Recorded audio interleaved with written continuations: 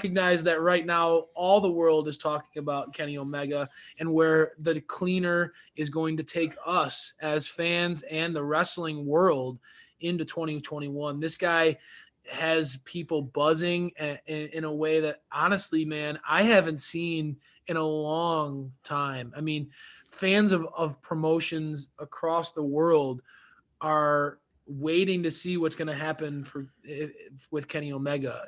His ability to transcend AEW and make this title even bigger than it was is speaking volumes, because Jon Moxley was such a credible, dominant champion. I'm blown away by, in such a short period of time, I'm blown away by what an impact Kenny Omega has been able to have on the world title scene in AEW.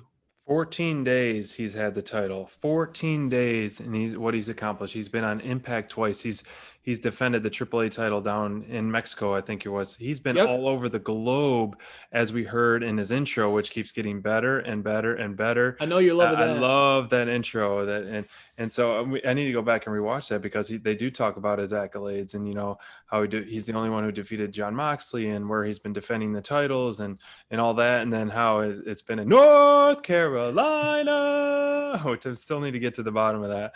But I mean, this match, man, it started off with a bang. I mean, you got the collector, the cleaner. Now you have the trash man. I mean, he was taking out the trash and putting Joey Janela through the trash. And I think my shades are a little better than Janela's. But a standout moment for me was when Tony Schiavone was, you know, talked down back to Don, and he said, I don't know what remember exactly what quote he said, but he was pretty much saying "F you, no way." He basically told him to screw off. Right? Yeah. And so that was a great moment for Tony Schiavone. So, you know, I told you guys last week that Tony was almost my top performer last week. You did. Tony's having a hell of a run right now, man. This guy is clearly having the time of his life. You've got me on AEW Unrestricted now. This last week, I've listened to a few more episodes. I listened to the John Silver one. It's a great podcast. One. Wardlow one. It's a great podcast. Aubrey and Tony do a great job. They do. They're really good. And you could tell that Tony's really starting to hit his stride, man, on television. His segments, his paid advertisements with Tony Khan on Impact are really the highlight of that show, because anybody who, I mean, I've been trying to watch Impact, and the AEW moments are really good. He's a great wingman. I mean, look what he was for Britt, and look what he's doing for Tony. Yeah. Exactly. Yeah. Great point by you. I mean, Tony has proven to really be a great wingman. Britt Baker segments would be, what would they be without Tony Schiavone, right? That's her best friend. So I think that Tony's really hitting his stride. But this segment's not all about Tony. This is about Kenny Omega and Joey Janela. And let's get into that. What were your thoughts on this match, SPD? Do you give this one an elite or delete? And really, what were your expectations going into this match? And coming out of it, do you feel like where does Kenny Omega go from here, from as far as did he make an emphatic statement leading coming out of this Dynamite? Was this win emphatic enough for you against Joey Janela, I guess? It wasn't that impressive of a win. You know, it was needed. It was pretty dominant force. You know, Janela had a couple of high points. You know, him jumping off the top rope through the table, he landed on Kenny's head pretty aggressively, which was like, oh, geez. Yeah. But, you know, I guess the more I'm thinking about it, you know, he was a dominant force, and it makes sense for where he's at, because there's no true, like, number one contender in a way. So this whole eliminator theme that they're going, where Janela had to miss, and then all of a sudden how we closed out the show, which was very surprising. I love your point there, SPD, because how Phoenix never lost because he had to give up his spot to his brother because of his injury. Playing off of the history, right? We talk about this over and over again. AEW's long-term storytelling, and sometimes it comes up because they recognize their own history as a company. I mean, I realize that they haven't been around forever, but for them to to be willing to go back and acknowledge things that they could have easily wrote off by now, right? Absolutely. None of us would have given them a hard time if they didn't acknowledge that Joey Janela didn't get a chance to fight Kenny Omega in the World Championship tournament. None of us would have, you know what I mean? But the fact that they circled back to that and they gave Janela his opportunity, and then again, they're doing the same with Rey Fenix, like you just showed that great image of Pac and Death Triangle coming out after this match, kind of dropping that bombshell that Rey Fenix is going to go head to head with Kenny. And for anybody who hasn't seen this match, I highly recommend you go out and check that out. These two guys, I mean, SPD, I know you are a Kenny Omega mark, but before you were even on the Kenny Omega bandwagon, you have always been a Lucha Brothers guy. You've always been pushing Rey Fenix in particular as the best high flyer in the business.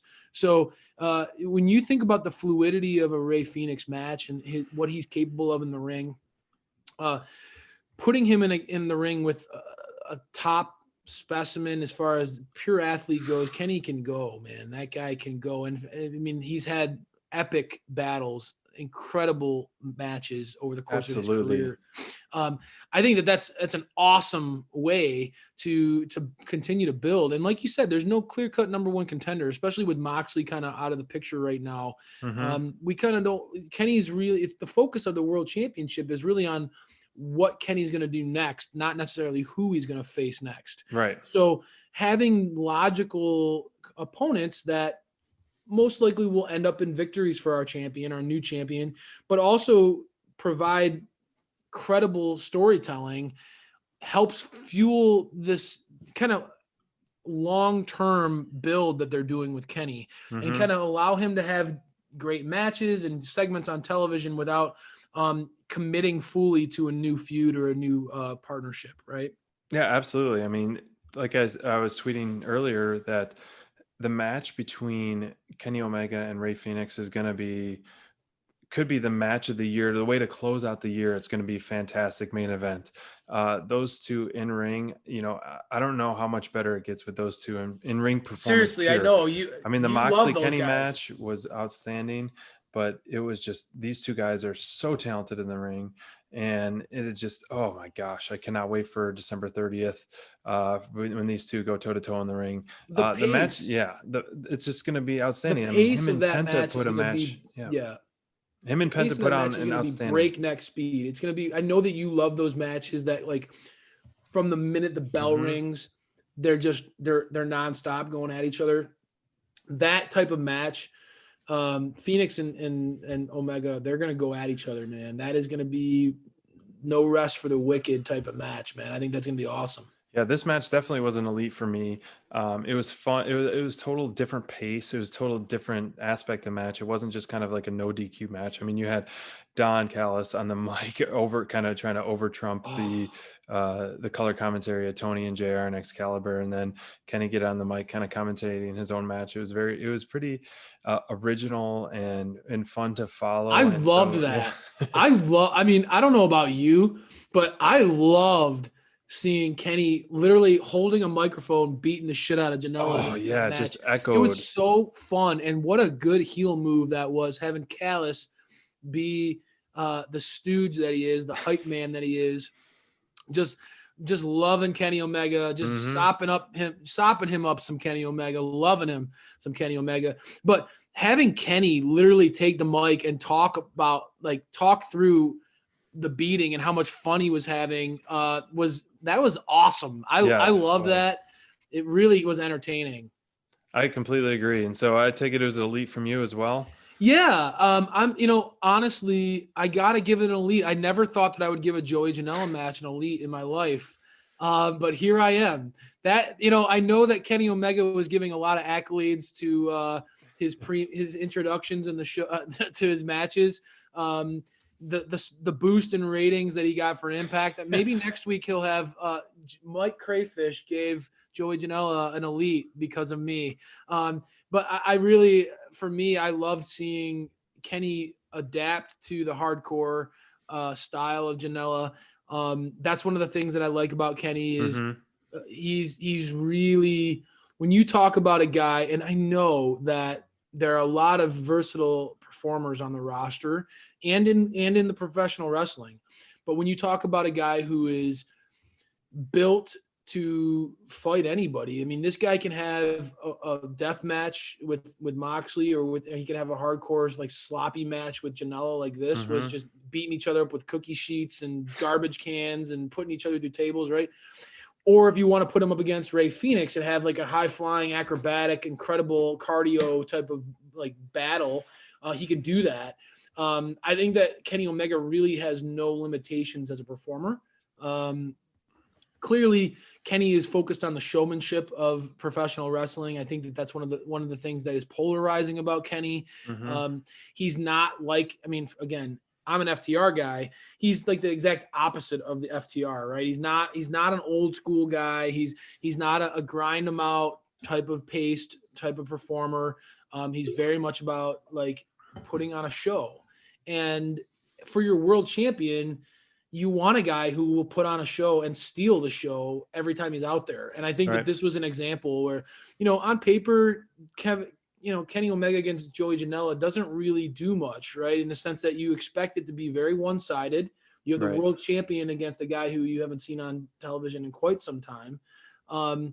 And it could have easily blown up in their faces if Kenny, either struggled to put away Joey, which he didn't, or if it kind of got out of hand with some of the hardcore stuff. It never went off the rails for me. It integrated those elements in. It showed that Kenny could still beat Joey at his game, but it never went like off the rails as far as becoming this like messy, sloppy match that was unwatchable. It was actually still a good match.